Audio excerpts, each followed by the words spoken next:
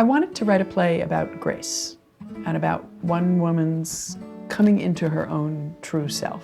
The thing about Vivian is that she's as human as the rest of us. She just doesn't realize it. So the work of the play is to help her understand that being human is a shambles, it's a mess, but all we have is each other.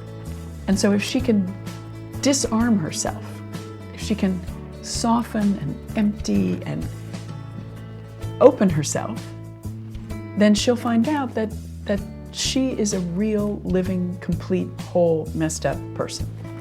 And that in her life is going to be an act of grace.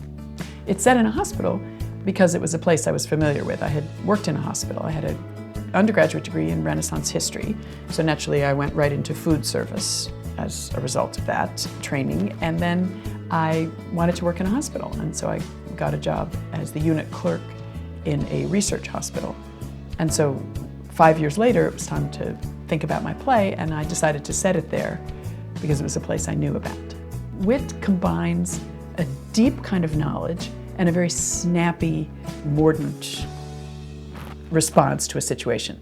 So Professor Bearing, over the course of the play, moves from this very sarcastic, quick response to a situation in her humor to a deeper knowledge that she has in her bones. So the very short word of wit covers the whole experience.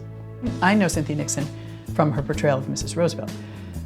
Spine, stiffness, inflexibility, and yet insight and courage. And that's what I'm looking for in this performance. My favorite thing that anyone has ever said about it, someone I knew in college wrote me a card. I didn't know her very well. I knew her in the Glee Club, so we didn't talk much.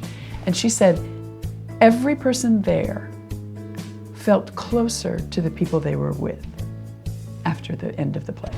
The medical community, including nursing, chaplaincy, medical education, all the medical groups on the allied professions see WIT as a teaching tool, which is very interesting for me and very meaningful. WIT has found its perfect home in the Manhattan Theater Club.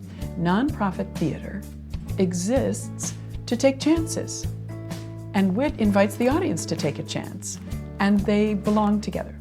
It is a great honor for me and for this play that Lynn Meadow is directing it. She has dedicated her life to creating dangerous, exciting live theater, and it is an honor for me to have WIT taking its place in the arc of her career.